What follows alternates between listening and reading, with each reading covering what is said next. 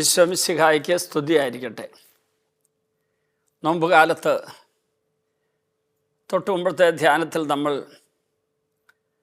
ഈ കഴിഞ്ഞ ദിവസങ്ങളിൽ ധ്യാനിച്ചൊരു കാര്യം, നമ്മുടെ ഉള്ളിലേക്ക് നമ്മൾ നോക്കണം. ഫ്രാൻസിസ് മാർപ്പാപ്പ പറഞ്ഞ അനുസരിച്ച് നമ്മുടെ ബാഹ്യമായിട്ടുള്ള ഏതെങ്കിലും നേട്ടങ്ങളോ അല്ലെങ്കിൽ നമ്മെ ആത്മപ്രശംസയിലേക്ക് നയിക്കുന്ന ഏതെങ്കിലും കാര്യങ്ങളിലേക്കല്ല നോക്കേണ്ടത്, നമ്മുടെ ഉള്ളിലേക്കൊന്ന് നോക്കണം. അത് ആന്തരിക തലത്തിലേക്കുള്ള നോട്ടമെന്ന് പറയുന്നത് ആത്മാവിലേക്കും മനസ്സിലേക്കും, നമ്മുടെ മനസ്സാക്ഷി, അതുപോലെ നമ്മുടെ ആന്തരിക ജീവിതത്തിലേക്കുള്ള നോട്ടമാണ്. കാരണം അവിടെയാണ് ഒരു യഥാർത്ഥ മനുഷ്യൻ്റെ അടിസ്ഥാനം കിടക്കുന്നത്. ബാഹ്യമായിട്ട് അവരുടെ വ്യക്തിത്വമോ അവരുടെ സ്വഭാവ സവിശേഷതകളോ പ്രവർത്തനങ്ങളോ വാക്കുകളോ പ്രകടനങ്ങളോ ഒരുപക്ഷെ ആന്തരികതയുടെ പ്രകടനമാകണമെന്നില്ല. ചിലപ്പോൾ ആന്തരികതയിൽ വലിയ കോളിളക്കം ഉള്ളപ്പോഴും, ആന്തരികതയിൽ വലിയ മാലിന്യങ്ങളുള്ളപ്പോഴും, ആന്തരികതയിൽ പാപത്തിൻ്റെ ദുരന്തഫലമായി പൈശാചികത ഉള്ളപ്പോഴും അഭിനയിക്കാൻ അറിയാമെങ്കിൽ, നാട്യത്തിൻ്റെ മനസ്സുള്ളവരാണെങ്കിൽ ഭാഗ്യമായിട്ട് അവർ മിടുക്കരായിട്ട് നല്ലവരായിട്ടും വിശുദ്ധരായിട്ടൊക്കെ ചമഞ്ഞെന്ന് വരാം, അങ്ങനെ തങ്ങളെ തന്നെ പ്രത്യക്ഷപ്പെടുത്തിയെന്ന് വരാം. അപ്പം നമ്മുടെ കണ്ണുകളിലൂടെ തന്നെ നമ്മെ തന്നെ നോക്കുന്ന ഒരവസ്ഥയിൽ നിന്ന് യേശുവിൻ്റെ കണ്ണുകളിലൂടെ നമ്മെ തന്നെ നോക്കുന്ന ഒരവസ്ഥയിലേക്ക് വരുമ്പോൾ യേശു നമുക്ക് ചില കാര്യങ്ങളൊക്കെ വെളിപ്പെടുത്തി തരും. അത് രണ്ട് കാര്യങ്ങളായിട്ടാണ് ഞാനിപ്പോൾ നമ്മുടെ മുമ്പിൽ പറയുന്നത്. ഒന്ന്, നമ്മുടെ കുറവുകൾ, നമ്മുടെ കുറ്റങ്ങൾ, തെറ്റുകൾ. പൊതുവായിട്ട് പറഞ്ഞാൽ നമ്മുടെ പാപങ്ങളും പാപകരമായിട്ടുള്ള ചില സാഹചര്യങ്ങൾ നമ്മുടെ ഉള്ളിലുള്ളത്, അല്ലെങ്കിൽ ചിന്താഗതികൾ, അല്ലെങ്കിൽ പാപകരമല്ല എന്ന് നമ്മൾ ചിന്തിക്കുന്നതായിട്ടുള്ള ചില തെറ്റുകൾ നമ്മുടെ ഉള്ളിലുണ്ടായി എന്ന് വരും. അവിടെ ഇപ്പോൾ നമ്മൾ എന്താ ചെയ്യേണ്ടത്? അതിനെക്കുറിച്ച് യാക്കോബിൻ്റെ ലേഖനം 1-ാം അധ്യായത്തിൻ്റെ 22 മുതൽ 25 വരെയുള്ള വചനങ്ങളിലെ ഒരു സന്ദേശം ഇപ്പം ഞാൻ നിങ്ങളുടെ മുമ്പിൽ വായിക്കാം. നിങ്ങൾ വചനം കേൾക്കുക മാത്രം ചെയ്യുന്ന ആത്മവഞ്ചകരാകാതെ അത് അനുവർത്തിക്കുന്നവരും ആയിരിക്കുവിൻ. വചനം കേൾക്കുകയും അത് അനുവർത്തിക്കാതിരിക്കുകയും ചെയ്യുന്നവൻ തൻ്റെ മുഖം കണ്ണാടിയിൽ കാണുന്ന മനുഷ്യന് സദൃശനാണ്. അവൻ തന്നെ തന്നെ നോക്കിയിട്ട് കടന്നു പോകുന്നു, താൻ എങ്ങനെ ഇരിക്കുന്നുവെന്ന് ഉടൻ തന്നെ വിസ്മരിക്കുകയും ചെയ്യുന്നു. വചനത്തിൻ്റെ അടിസ്ഥാനത്തിൽ ഒരു വ്യക്തി തൻ്റെ തന്നെ ഉള്ളിലുള്ള കുറവുകൾ കണ്ടെത്തി കഴിഞ്ഞിട്ട് ഒന്നും ചെയ്യുന്നില്ലെങ്കിൽ അപകടമുണ്ട് എന്ന് യാക്കോബ് ശ്ലീഹ വഴി പരിശുദ്ധാത്മാവ് പറയുന്നു. അപ്പോൾ എന്ത് ചെയ്യണം? നമ്മുടെ ഉള്ളിലുള്ള ഈ കുറവുകൾ അല്ലെങ്കിൽ പാപത്തിൻ്റെ ദുരന്തഫലമായ പൈശാചികത നമ്മൾ അറിഞ്ഞു കഴിഞ്ഞാൽ പാപം എങ്ങനെയാണ് ഉപേക്ഷിക്കേണ്ടത്? പാപത്തെ വെറുത്തുപേക്ഷിക്കണം. പാപത്തെയും പിശാചിനെയും വെറുത്തുപേക്ഷിക്കുന്ന, ദൈവത്തെ സ്നേഹിച്ചുകൊണ്ട് പാപത്തെയും പിശാചിനെ വെറുത്തുപേക്ഷിക്കുന്ന പുണ്യത്തിനാണ് ദൈവഭയം എന്ന് പറയുന്നത്. ദൈവഭയം എന്ന പരിശുദ്ധാത്മാവിൻ്റെ 7 ദാനങ്ങളിൽ ഒന്നായ ആ കാര്യം, അത് പരിശുദ്ധാത്മാവ് തരുന്ന ഒരു വലിയ സമ്മാനമാണ്. ദൈവത്തോടുള്ള സ്നേഹത്തിൽ നിന്നും പിശാചിനോടും പാപത്തോടുള്ള വെറുപ്പിൽ നിന്നും ഉദിക്കുന്ന പുണ്യമാണ് ദൈവഭയം. അവിടെ പിശാചും പാപവും എനിക്ക് വേണ്ട, ഞാനും പിശാചും കൂടെ കൂടുമ്പോഴാണ് ഇതിൽ പാപം ഉണ്ടാകുന്നത്. ഞാനും പിശാചുമായിട്ട് ഐക്യപ്പെടുമ്പോഴാണ് പാപം വരുന്നത്. അപ്പം ഞാൻ വെറുത്തുപേക്ഷിക്കുമ്പോൾ ഈ പാപത്തെ മാത്രം വെറുത്താൽ പോരാ, ഈ പാപത്തിലേക്ക് എന്നെ നയിച്ച പിശാചിനെ ഞാൻ വെറുക്കണം. പക്ഷെ അവിടെ ഒരു അപകടം കിടപ്പുണ്ട്. അപ്പോൾ ആ പാപത്തെയും പിശാചിനും വെറുക്കുന്നതോടൊപ്പം നമ്മൾ വെറുത്തു തുടങ്ങാനുള്ള സാധ്യത കിടപ്പുണ്ട്. അയ്യോ, ഞാനങ്ങനെ ചെയ്തു പോയല്ലോ, കുറ്റബോധത്തിലേക്കും നിരാശയിലേക്കും സ്വയം വെറുപ്പിലേക്കും വരാനുള്ള സാധ്യതയുണ്ട്. അതുകൊണ്ട് എന്ത് ചെയ്യണം? കരുണാലുവായ ഈശോ, നമ്മുടെ പാപം ക്ഷമിക്കാൻ വേണ്ടി കാത്തിരിക്കുന്ന ഈശോ, പാപത്തിൻ്റെ കണക്ക് ചോദിച്ച് നമ്മളെ കുറ്റപ്പെടുത്തി നശിപ്പിച്ച് ശിക്ഷിക്കുന്നവനല്ലാത്തൊരു ദൈവം, നമ്മുടെ പാപങ്ങൾ ഏൽപ്പിച്ചു കൊടുക്കാൻ വേണ്ടി നമ്മുടെ മുമ്പിൽ കാത്തിരിക്കുന്ന ഒരു ദൈവത്തെ കണ്ടെത്തണം ഈ നോമ്പ് കാലത്ത്. നമ്മളെ ശിക്ഷിക്കാൻ വേണ്ടി കാത്തിരിക്കുന്ന ദൈവത്തെ അല്ല, രക്ഷിക്കാൻ വേണ്ടി കരം പിരിച്ച് എന്നെ മാടി വിളിക്കുന്ന ദൈവത്തെ കണ്ടെത്താനുള്ള കാലഘട്ടമാണ് ഈ നോമ്പ് കാലഘട്ടം. ആ കാലഘട്ടത്തിൽ ഞാൻ കണ്ടെത്തുന്ന എൻ്റെ ഉള്ളിലുള്ള വൈകൃതമുള്ള, ശരിയല്ലാത്തതായ, ദൈവിക സ്വഭാവമില്ലാത്ത എൻ്റെ ഉള്ളിലുള്ള വ്യക്തി, എൻ്റെ ആന്തരിക മനുഷ്യൻ, ആ ആന്തരിക മനുഷ്യന് നവീകരണം ഉണ്ടാകണമെങ്കിൽ എന്നിലുള്ള ദൈവികമല്ലാത്ത, ദൈവം തരാത്ത, ദൈവം അനുവദിക്കാത്ത, ദൈവം ആശീർവദിക്കാത്തതിനെ യേശുവിനെ ഏൽപ്പിച്ചു കൊടുക്കണം. യേശുവിന് ഏൽപ്പിച്ചു കൊടുത്ത് അങ്ങോട്ട് പോകുമ്പോൾ നമുക്ക് മറ്റൊരു കാര്യം കൂടെ ചെയ്യാനുണ്ട്. നമ്മൾ ദൈവം നിക്ഷേപിച്ച ഒത്തിരി കാര്യങ്ങളുണ്ട്. ദൈവത്തോട് നാം ചേർന്നപ്പോൾ നമുക്ക് കിട്ടിയ ഒത്തിരി കാര്യങ്ങളുണ്ട്.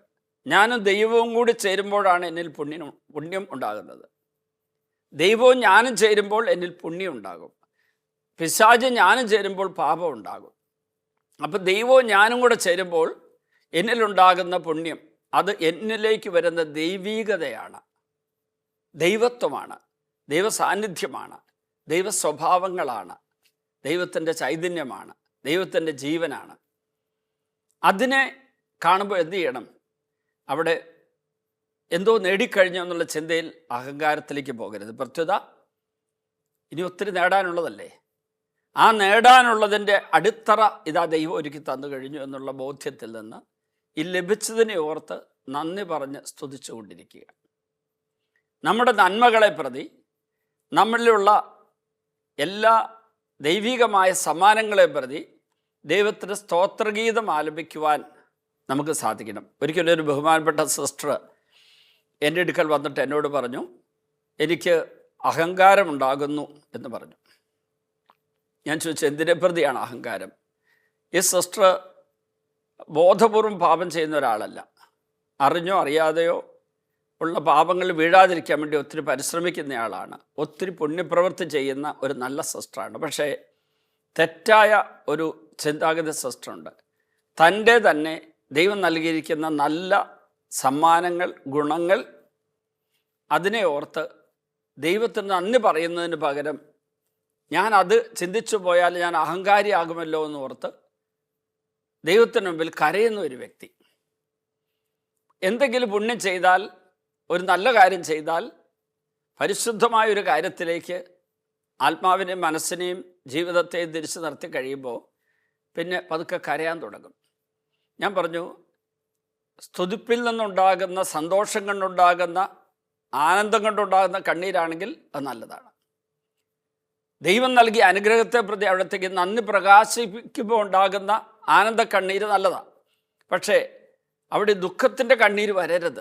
കാരണം ദൈവം നൽകിയ അനുഗ്രഹങ്ങൾ നമ്മുടെ യോഗ്യത കൊണ്ട് നമുക്ക് കിട്ടിയതല്ല, അവിടുത്തെ സൗജന്യ ദാനമാണ്. നാം അവിടുത്തോട് ചേർന്നു എന്നുള്ളത് നമ്മുടെ വശത്തുനിന്നുണ്ടായൊരു നല്ല പ്രവൃത്തി. പക്ഷെ ചേർന്നപ്പോൾ അവിടുന്ന് നമ്മിലേക്ക് വാരിക്കോരി ചൊരിഞ്ഞ കൃപകളെ ഓർത്ത് ദൈവത്തിന് നന്ദി സ്തുതിയും പറഞ്ഞ് പ്രാർത്ഥിച്ചുകൊണ്ടിരുന്നാൽ തന്നെ ഈ കൃപയിൽ നമ്മൾ വളരുമെന്ന് പറഞ്ഞു. അത് കഴിഞ്ഞ് പിന്നെ ഞാൻ സിസ്റ്ററിനെ കാണുന്നത് റോമിൽ വെച്ചാണ്. ഞാൻ അവിടെ സന്ദർശനം പോയപ്പോൾ സിസ്റ്റർ അവിടെ ഒരു കാര്യത്തിന് വേണ്ടി സഭ നിയോഗിച്ച ഒരു കാര്യം നടപ്പിലാക്കാൻ വേണ്ടി അവിടെ എത്തിയതായിരുന്നു. എന്നെ കണ്ട ഉടനെ വന്ന് കൈകൂപ്പി നിന്നു. പഴയതുപോലല്ല, എന്തെങ്കിലും പറയുമ്പോൾ കരയുന്നില്ല, വളരെ സന്തോഷവും സംതൃപ്തിയുള്ള മുഖഭാവത്തോടെ നിന്നു. എന്നോടൊരു കാര്യം പറഞ്ഞു. അന്ന് അച്ഛൻ പറഞ്ഞത് എനിക്കൊരു നല്ല വെളിപാടായിട്ട് തോന്നി. ഇതുവരെ പിന്നീട് എൻ്റെ പാപങ്ങൾ ചെറുതാണെങ്കിൽ പോലും ഞാൻ ഇതിനെ ഓർത്ത് അനുദപിച്ച് യേശുവിനോട് മാപ്പ് പറഞ്ഞു കഴിഞ്ഞതിന് ശേഷം പാപം ക്ഷമിച്ച കർത്താവിനെ നന്ദി സ്തുതിയും പറഞ്ഞ് പ്രാർത്ഥിക്കും. ആ പാപത്തിൻ്റെ ഓർമ്മ വീണ്ടും വന്നാലും, ലഘുപാപങ്ങളേ ഉള്ളൂ, അതാണെങ്കിൽ പോലും അത് ക്ഷമിച്ച കർത്താവിനെ നന്ദി സ്തുതിയും പറഞ്ഞ് പ്രാർത്ഥിക്കും. രണ്ടാമതായിട്ട്, എനിക്ക് ലഭിച്ച നന്മകളുടെ ഓർമ്മ എൻ്റെ മനസ്സിലേക്ക് വരുമ്പോൾ അഹങ്കാരത്തിലേക്ക് പോകാതെ, ആത്മപ്രശംസയിലേക്ക് പോകാതെ അത് നൽകിയ ദൈവത്തിന് നന്ദി പറയും. ദൈവം എല്ലാം നൽകിയതാണെന്ന് ബോധ്യമുണ്ടെങ്കിൽ 1 കൊരിന്തോസ് 4:7 ദാനമായിട്ട് കിട്ടിയതല്ല സ്വന്തമായിട്ട് നിനക്ക് എന്തുണ്ട്? എല്ലാം ദാനമായിരിക്കും, ദാനമല്ല എന്ന് പറ്റി നീ എന്തിനാ അഹങ്കരിക്കുന്നത്? ഇതൊരു ദൈവിക ദാനമല്ല. ഈ അനുഗ്രഹം പുണ്യത്തിൽ ജീവിക്കാൻ പറ്റുന്നു, പാപമില്ല ജീവിക്കാൻ പറ്റുന്നു, പ്രലോഭനങ്ങളെ ജീവിക്കാൻ പറ്റുന്നു, വീഴാതിരിക്കുന്നു. വീഴാനുള്ള സാഹചര്യങ്ങൾ ഉണ്ടായാലും വീഴാതിരിക്കാനുള്ള മനോബലവും ആത്മബലവും ഉണ്ട്. അതൊക്കെ ദൈവം തന്ന സമ്മാനങ്ങളാണെന്ന് ചിന്തിച്ചാൽ തന്ന ആ ദാതാവിന് നന്ദി സ്തുതിയും പറഞ്ഞാൽ മതി എന്ന് അച്ഛൻ പറഞ്ഞില്ലേ. അന്ന് മുതൽ എനിക്ക് എന്ത് അനുഗ്രഹത്തെക്കുറിച്ചുള്ള, എന്നിലുള്ള നന്മകളെക്കുറിച്ചുള്ള ചിന്ത വന്നാലും ഞാൻ ഉടനെ ദൈവത്തെ സ്തുതിക്കാൻ തുടങ്ങും, ദൈവത്തെ മഹത്വപ്പെടുത്താൻ തുടങ്ങും. അതോടുകൂടി എനിക്ക് പുതിയ പുതിയ കൃപകളും എന്നിൽ ചില പുണ്യങ്ങളും ഉണ്ടാകാൻ തുടങ്ങി. നിസ്സാരമെന്ന് ലോകം വിധി എഴുതുന്നതായിരിക്കാം, പക്ഷെ എനിക്കത് വലുതാണ്. കാരണം ഞാൻ ചെറിയ ഒരു തെറ്റുപോലും ചെയ്താൽ വേദനിക്കുന്ന ദൈവത്തിൻ്റെ മുഖം എനിക്ക് ദർശനത്തിൽ കാണാൻ പറ്റും. ഞാൻ ഓരോ നന്മ പ്രവൃത്തികൾ ചെയ്യും, പുണ്യം ചെയ്യുമ്പോഴും പുഞ്ചിരിക്കുന്ന ദൈവത്തിന് മുഖം എനിക്ക് കാണാൻ പറ്റും ദർശനത്തിൽ. അപ്പോൾ ഞാൻ ഉപരി കൃപയിൽ വളരാൻ മാത്രം ഇത് കാരണമായി തീർന്നു. അപ്പോൾ ഈ നോമ്പ് കാലത്ത് നമുക്ക് നമ്മുടെ ഉള്ളിലേക്കുള്ള നോട്ടത്തിലൂടെ കാണുന്ന കുറ്റങ്ങളും കുറവുകളും ഈശോയുടെ കയ്യിൽ കൊടുത്ത് പാപം ക്ഷമിക്കുന്ന കർത്താവിന് നന്ദി സ്തുതിയും പറഞ്ഞ്, അത് കഴിഞ്ഞ് പിന്നീട് ഈ പാപത്തിൻ്റെ ഓർമ്മ വന്നാലും വീണ്ടും ദൈവത്തെ സ്തുതിച്ചുകൊണ്ടിരിക്കുക, പാപം ക്ഷമിച്ചതിനെ ഓർത്ത്. പിന്നീട് സോറി പറയണ്ട, വീണ്ടും അതിന് പാപപൂർത്തിക്ക് വേണ്ടി യാചിക്കേണ്ട, അതെല്ലാം ഈശോ ക്ഷമിച്ചു കഴിഞ്ഞ് പരിപൂർണമായിട്ട്. അപ്പോൾ ഈശോയ്ക്ക് നന്ദിയും സ്തുതിയും പറഞ്ഞ് പ്രാർത്ഥിച്ചുകൊണ്ടിരിക്കുക. ഇനി ലഭിച്ച നന്മകളെ പ്രതി ദൈവത്തിന് മഹത്വം അർപ്പിച്ചുകൊണ്ടിരിക്കുക. അതിനുള്ള കൃപയ്ക്കായി നമുക്ക് പ്രാർത്ഥിക്കാം. ഈശോയെ, ഞങ്ങളിൽ കൃപ കൂടുതൽ വളരാനും ഞങ്ങളുടെ പാപത്തിൽ നിന്ന് പൂർണ്ണമായി വിടുതൽ പ്രാപിക്കാനും നോമ്പുകാലത്ത് ഞങ്ങളുടെ പ്രാർത്ഥനകളും പരിത്യാഗങ്ങളും എല്ലാ പരിശ്രമങ്ങളും കാരണമായി തീരട്ടെ. പിതാവിൻ്റെയും പുത്രൻ്റെയും പരിശുദ്ധാത്മാവിൻ്റെയും നാമത്തിൽ ആമേൻ.